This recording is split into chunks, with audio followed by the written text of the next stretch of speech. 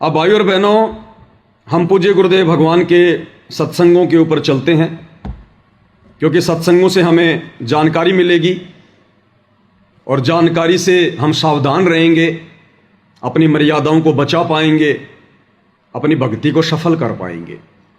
तो दास के पास में जो शॉर्ट वीडियो लगभग 1500 की संख्या में है, हम शॉर्ट वीडियो के ऊपर समझने का प्रयास करेंगे जो गुरुदेव भगवान हमें समझाना चाहते हैं। और परमेश्वर इस वीडियो में कह रहे हैं कि बच्चों, इस मां के पेट में ये प्राणी 9 महीने जो कष्ट भोगता है, ऊपर को पैर, नीचे को सिर और साथ में वो जठराग्नि, जिसके तापमान का कोई आइडिया नहीं है। लोहा पिघलाने की जो फैक्ट्री होती है ना, उससे भी सैकड़ों गुना ज्यादा तापमान इस परमेश्वर के द्वारा बनाए गए इस शरीर में जठराग्नि में होता है। जठराग्नि में ये परमेश्वर की रचना है। तो परमात्मा कहते हैं कि 9 महीने ये आत्मा, ये जीव इतना भयंकर दुख भोगता है। सबसे बड़ा नरक कुंड मां का गर्भ है, मां का पेट, जब हम सभी भगत भाई बहन, जब जब हमारे को ये मनुष्य जन्म मिलता है, हम ये कष्ट भोग कर बाहर निकलते हैं, कष्ट भोग कर बाहर। इसलिए परमात्मा कहते हैं अगर तुम पार नहीं हो पाओगे तो तुम्हें बारंबार नरक कुंड में गिरना पड़ेगा, नरक कुंड में। क्योंकि इस मनुष्य शरीर में एक ब्रह्मांड की पूरी रचना है, पूरी रचना। और एक ब्रह्मांड में इस काल ने स्वर्ग भी बना रखा है, नरक भी बना रखा है। तो हमने सब कुछ भोगना पड़ता है, सब कुछ। तो यदि हम मोक्ष प्राप्त नहीं करते हैं मनुष्य जन्म प्राप्त करके, भले हमारे को परमात्मा 84 में ना भेजे, देखो 84 में भेजना ना भेजना, इसके पीछे भी एक रहस्य होता है। जैसे गुरुदेव भगवान अपने कई सत्संगों में जिक्र करते हैं कि बच्चों, यदि तुमने एक बार उपदेश ले लिया और जब तुम्हें सतनाम मिल जाता है, सतनाम मिलने के बाद यदि तुम्हारी मृत्यु भी हो जाती है या तुम्हारा मोक्ष नहीं हो पाता है, तो तुम 84 लाख योनियों में नहीं जाओगे, बारंबार तुम्हें मनुष्य जन्म प्राप्त होंगे। अब इसके पीछे भी भाइयों और बहनों कुछ नियम हैं। हर भगत को सतनाम लेने के बाद यदि पार नहीं हुआ तो केवल मनुष्य जन्म ही नहीं मिलेंगे, वो 84 में भी जाएगा। नियम क्या है? 84 में तो वो भगत नहीं जाएगा जो भक्ति करते करते भी, गुरु में श्रद्धा रखते रखते भी, जो किसी कारण से रह गया, उसका पैर फिसल गया, उसने सतनाम भी ले लिया, सारनाम भी ले लिया, लेकिन किसी न किसी पॉइंट पर वो रह गया। अगर वो गुरुद्रोही नहीं होता है, अगर वो गुरु की निंदा चुगली नहीं करता है, अगर वो विशेष कोई बकवाद नहीं करता है, तो फिर परमात्मा उस आत्मा को जल्दी से 84 में नहीं जाने देता, जल्दी से नहीं जाने देता। बारंबार उसको मनुष्य जन्म मिलेंगे, परमात्मा उसकी बैटरी चार्ज करता रहेगा। और जिस भगत ने इस सत्संग को सुनकर कि सतनाम तो मेरे को मिल ही गया, सारनाम तो मुझे मिल ही गया, और गुरु जी का आदेश है कि जिसने एक बार सतनाम ले लिया, सारनाम ले लिया, और अगर इस कलयुग की पिछली पीढ़ी में पार नहीं हुआ तो वो 84 में नहीं जाएगा। और वो नादान सोच ले कि अब 84 में तो मैं जाऊंगा ही नहीं, और पार हो ना हो फिर क्या फर्क पड़ता है, बार बार मनुष्य जन्म प्राप्त करूंगा, 84 में तो जाना नहीं। जिसने अपने मन में ये सोचकर भक्ति को हल्के में ले लिया कि 84 में तो जाना ही नहीं है, फिर कभी पार हो जाएंगे, वो फिर निश्चित 84 में जाएगा। क्योंकि वो जानबूझ के सांची तज रहा है, वो जानबूझ के गलती कर रहा हो। और एक वो व्यक्ति जो भक्ति करते करते सतनाम लेकर, सारनाम लेकर जो गुरुद्रोही हो जाता है, जो गुरुद्रोही हो जाता है। अब गुरुद्रोही का मतलब ये ही नहीं है कि गुरु जी के पीछे लेकर डंडा पड़ जाए, या गुरु जी को सरेआम रोड पे खड़ा होकर गालियां निकालने लग जाए, या गुरु जी की जो है बुराई करने लग जाए, वो ही गुरुद्रोही होता है। ये सारे उदाहरण दे रखे हैं गुरुदेव ने। कमाल को गुरुदेव ने गुरुद्रोही की संज्ञा दी, गुरुद्रोही की। अब बताओ भाई और बहनों, कमाल ने कब गुरु जी को गालियां दी, कब गुरु जी की निंदा करी, बताइए? लेकिन वो भी गुरुद्रोही, लेकिन उसने वो काम कर दिया परमेश्वर की आत्माओं को परमेश्वर से दूर कर दिया। उसने सबकी मर्यादाएं खंडित करवा दी और अंत में वो गुरुद्रोही कहलाया। वो 84 में जाएगा और उस कमाल वाला काम वर्तमान में गुरु जी का परिवार कर रहा है। ये कोऑर्डिनेटर कर रहे हैं, ये नामदान संचालक कर रहे हैं, ये बसंत सैनी जैसे लोग कर रहे हैं उसी कमाल वाला काम। अरे कमाल ने तो कभी गुरु जी को गालियां नहीं दी, फिर भी गुरुद्रोही। गालियां ये मैनेजमेंट वाले भी नहीं दे रहे, लेकिन फिर भी ये गुरुद्रोही हैं, क्योंकि इनकी नीच हरकतों से ये दुनिया वाले गुरु जी को गालियां दे रहे हैं। इन्होंने 2019 में गुरुदेव भगवान की मर्यादाओं के विरुद्ध खड़ा होकर काल प्रेरणा से पूरी संगत को यह आदेश बता दिया कि गुरु जी का आदेश है, हमने बीजेपी को हराना है और कांग्रेस को जिताना है।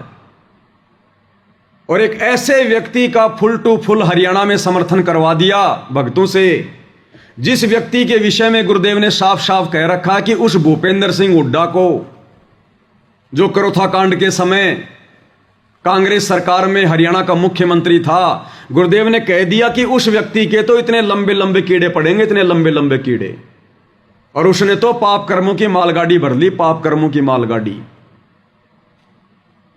उसी व्यक्ति को काल प्रेरणा से 2019 में गुरुजी के परिवार ने, इन कोऑर्डिनेटरों ने हरियाणा में दोबारा से मुख्यमंत्री बनाने के लिए जी जान से प्रयास किया। सतगुरु के द्रोही उस भूपेंद्र सिंह हुड्डा का समर्थन करवाया।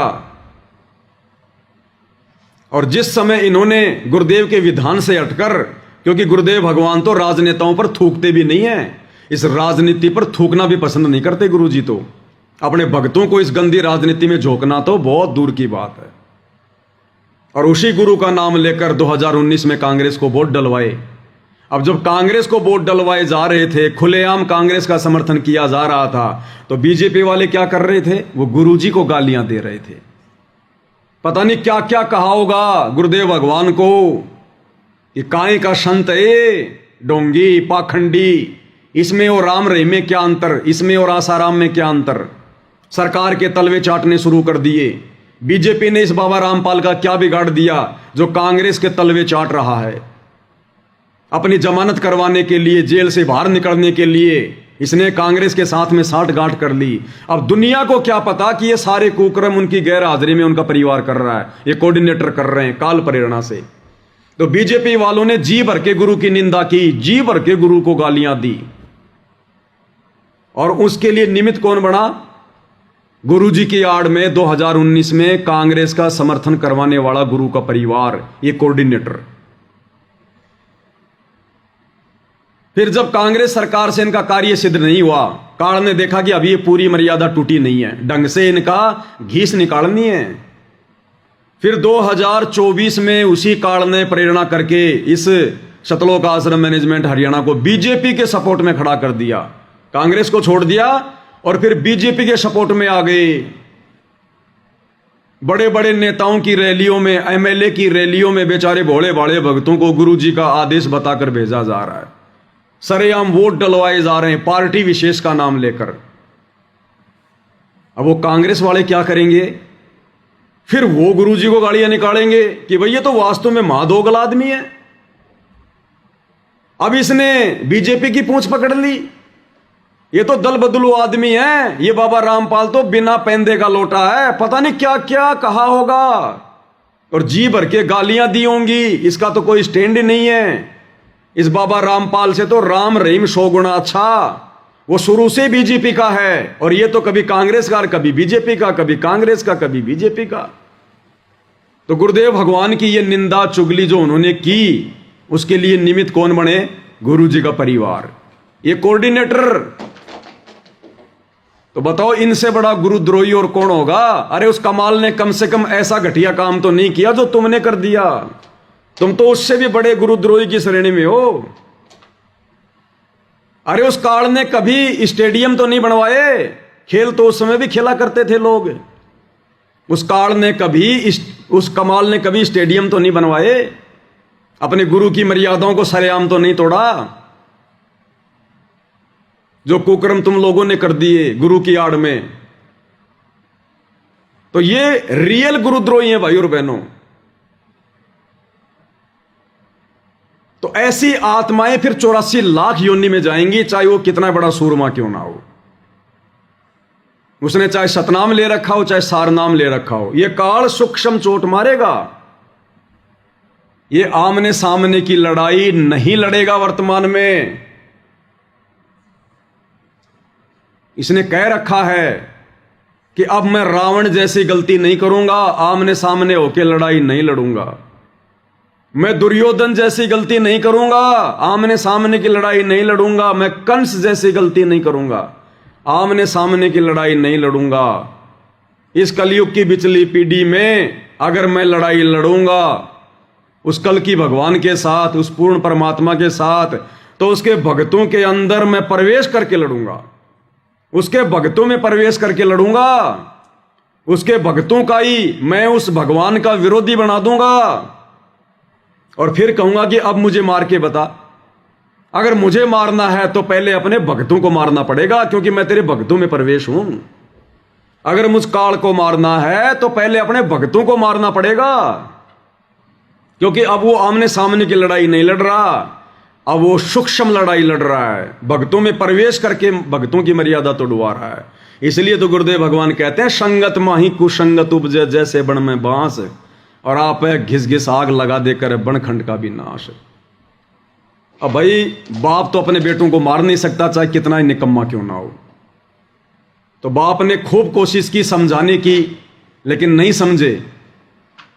बरवाला कांड से पहले बहुत कोशिश की समझाने की, लेकिन नहीं समझे। और बरवाला कांड के बाद भी गुरु ने 10 साल तक मौका दिया कि संभल जाओ संभल जाओ संभल जाओ, नहीं संभले, उल्टे बिगड़ते चले गए। तो अब गुरुदेव भगवान ने इन आश्रम वालों को और अपने परिवार को उनके जो है वो कर्मों के ऊपर छोड़ दिया कि भाई अब तुम्हें सजा तुम्हारे कर्म ही देंगे, क्योंकि संत तो अपनी संतता छोड़ेगा नहीं, अपनी तरफ से किसी को बद्दुआ देगा नहीं। इसलिए जीव के कर्मों पे छोड़ दिया। और कर्म इनके इतने बिगड़े हुए हैं भाई और बहनों, इतने बिगड़े हुए हैं, इनका कहीं से कोई बचाव का साधन नहीं निकलेगा कहीं से भी। तो इस प्रकार की जो आत्माएं हैं, ऐसी जो घटिया हरकतें कर रहे हैं, भले उनको सतनाम मिला हो चाहे सारनाम मिला हो, वो भी 84 लाख योनियों में जाएंगे, 84 लाख योनियों में। इसलिए परमात्मा कह रहे हैं, और फिर बार बार वो निकम्मी आत्माएं उस मां के गर्भ से जन्म लेंगी। अगर मनुष्य जन्म भी उनको मिलेंगे ना, तो बार बार मां के गर्भ से तो आना पड़ेगा, वो प्रकट थोड़ी होगा। प्रोसीजर तो वही है ना मनुष्य जन्म प्राप्त करने की। और मां के गर्भ में आएगा, फिर क्या होगा? नरक कुंड भोगना पड़ेगा, नरक कुंड, क्योंकि इस पिंड में एक ब्रह्मांड का लघु चित्र है। स्वर्ग नरक 14 भवन 7 दीप 9 खंड, सारे देवी देवताओं का वास, कामधेनु का, सब इस शरीर के अंदर है। और जब उसका नरक भोगने का समय आता है, तब उसको मां के गर्भ में डाल दिया जाता है। फिर उसको मनुष्य जन्म मिलता है। और मनुष्य जन्म में यदि उसने कोई ऐसा कुकर्म कर दिया, यदि किसी की हत्या कर दी, यदि उसको जो है वो कसाई का जन्म मिल गया, तो कसाई के जन्म में वो कितने बकरे काटेगा, कितने मुर्गे काटेगा, कितने कर्म फोड़ेगा। फिर वो कुकर्मों का फल भोगने के लिए फिर उसको भी 84 में जाना पड़ेगा। तो भाई और बहनों, एक बार यदि बात बिगड़ गई तो फिर बिगड़ती चली जाएगी, फिर बिगड़ती चली जाएगी ये बात, फिर संभलने में नहीं आएगी ये। इसलिए हमने साथ साथ में गुरुदेव के संकेतों को भी समझना है। हम इसी बात को लेकर ना भूल जाएं कि बस अब तो मेरे को सतनाम मिल गया, सारनाम मिल गया, अगर पार भी नहीं हो पाया तो 84 में तो जाऊंगा ही नहीं। किसने कह दिया 84 में नहीं जाएगा? अरे ब्रह्मा विष्णु महेश की पदवी कौन आत्मा प्राप्त करती है? वो आत्मा जो कलयुग की पिछली पीढ़ी में सतगुरु रामपाल जी की शरण में आती है, और शरण में आकर जो सारनाम की कमाई करता है। और सारनाम लेने के बाद भी जो आत्मा पार नहीं हो पाती है, उन्हीं आत्माओं को तो फिर ब्रह्मा विष्णु महेश की पदवी मिलती है। और गुरुदेव ने क्या बताया कि ये ब्रह्मा विष्णु महेश भी अपना समय पूरा करके 84 लाख की यात्रा में जाएंगे, 84 लाख की यात्रा में। तो कौन से बहम में घूम रहे हो भाई और बहनों? इसलिए परमात्मा कहते हैं, समझा है तो सिर धर पांव, बहुर नहीं रे ऐसा दाव। तो परमेश्वर उसी के विषय में हमें कुछ बातें बता रहे हैं जो ध्यान से सुनने की आवश्यकता है। तू ही तुतकारे थी, जपे था जपा जाप, और बाहर आके भरम गया तो बहुत करत है पाप। माँ के पेट में तो तू ही ये भगवान बच पक्ष बाहर निकाल दो, आपको बोलूंगा नहीं, तू ही, तेरे बिना कोई नहीं हमारा, तू ही तुतकारे थी, वहां जपता जपा जाप, और बाहर आके भरम गया तन बहुत किए अब पाप। तू ही तुतकारे थी, रंकार धुन ध्यान, कद तड़प तड़प का मालिक ने याद करे था अंदर से कसक के साथ। जिन यो साज बनाई या जाकू ले पहचान, जिन यो साज बनाई या जाकू ले पहचान। और माँ के गर्भ में किस प्रकार से तड़प तड़प के कसक के साथ में रो रो के प्रार्थना करते थे कि ये परमात्मा हम इस नरक कुंड से बाहर निकाल दो, नरक कुंड से बाहर निकाल दो। भाई और बहनों, उतनी तड़प, उतनी ही ये कसक हमारी आज गुरुदेव के ज्ञान को आधार बनाकर, इस ज्ञान को अच्छे से समझकर जब इस 21 ब्रह्मांड से, इस पृथ्वी लोक से बाहर निकलने की बनेगी सतलोक के लिए, तब परमात्मा हमारी पुकार सुनेगा। क्योंकि माँ के गर्भ में हम कितने दुखी, कितने कायल, कितने परेशान, कितने तड़प रहे थे। गुरु के हर वचन को स्वीकार कर रहे थे कि आप जो कहोगे मैं आपकी हर बात मानूंगा, बस आप मुझे एक बार इस दुख से बाहर निकाल दो। और जब उसने इतनी प्रार्थना की, वो इतना दुखी हो रहा था वास्तव में, तब परमात्मा ने उसकी पुकार को सुना और मां के गर्भ से बाहर निकाला। तो इसी प्रकार जब इस वर्तमान समय में जो हमें गुरुदेव मिल गए, भक्ति मिल गई, काल के कष्टों से गुरुदेव ने हमें परिचित करवा दिया, हम उतनी कसक, उतनी तड़प, और वो तड़प और कसक जब बन जाएगी तो शौपन में भी हम कभी मर्यादा तोड़ने की नहीं सोचेंगे। फिर हमारे को पीछे काल का जो है वो लठ दिखाई देगा, 84 लाख योनियों का वो डर दिखाई देगा फिर हमारे को कि ये तो भयंकर बात बिगड़ जाएगी, भयंकर। और ना जाने फिर परमात्मा कब संभालेगा, कब, कितने युगों, कितने जन्मों बाद हम इस भक्ति को खा खर्च के जब वापस पृथ्वी पर आएंगे कभी, तब तक तो अरबों खरबों कलयुग के बिचली पीढ़ी निकल चुकी होंगी, अरबों खरबों कलयुग की बिचली पीढ़ियां, हमारा नंबर भी नहीं पड़ेगा। इसलिए परमात्मा कहते हैं जिन्नियो साज बनाइया उसको ले पहचान, कि उस परमात्मा को पहचान ले जिसने तेरा मां के पेट से, उस गर्भ से, नरक कुंड से तेरा पीछा छुड़वाया था। अरे जिस भगवान ने, जिस कबीर देव ने मां के गर्भ से हमारा पीछा छुड़वाया हमारी प्रार्थना पर, तो उस कबीर के अलावा अब इस धरती पर, इस काल के लोक से हमारा पीछा और कौन छुड़वा सकता है? वही छुड़वाएगा जिसने मां के गर्भ से छुड़वाया। इसलिए परमात्मा कहते हैं जिन्नियो साज बनाइया वा को ले पहचान, कि अब उस कबीर भगवान को तू पहचान ले, अपने सतगुरु को पहचान ले। बंदी छोड़ कौन हो सकता है? काल के बंधनों से कौन छुड़वा सकता है? मां का गर्भ भी तो काल का जो है वो बंधन था, बंद थी।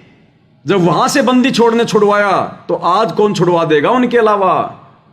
तो सतगुरु रूप में वो बंदी छोड़ आया हुआ है, कबीर भगवान आया हुआ है। इसलिए परमात्मा कहते हैं जिन्नियो साज बनाइया, जिसने ये खेल रचा है वाकू ले पहचान। तो ये सतगुरु की पहचान करवाई जा रही है भाई और बहनों, पहचान। जठरग्नि से राखिया ना साई गुण भूले, ओ साहेब दरहाले है क्यों बोवे है सूल। क्या बताते हैं?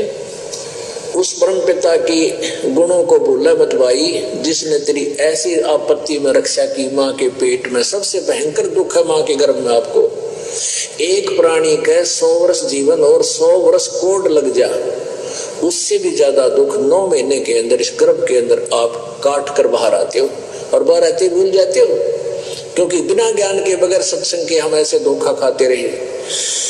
जठरग्नि से राखिया ना साई गुण भूले, उस माँ के पेट में आग बढ़ी थी, वहां भी तेरी रक्षा की।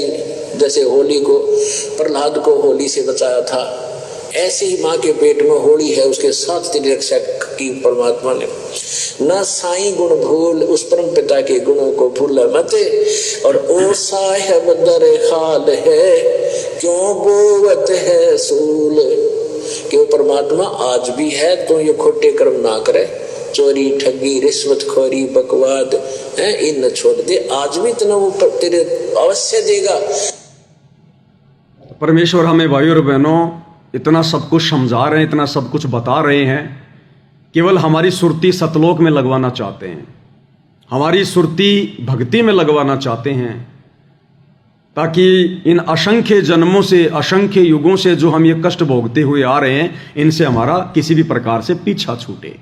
और जो विवेकी आत्मा होगी, जो समझदार आत्मा होगी, जो अधिकारी आत्मा होगी, भाइयों और बहनों, वो तो इस प्राइम टाइम को बिल्कुल भी नहीं चुकेगी और सिर धड़ की बाजी लगाकर गुरुदेव पर कुर्बान हो जाएगी।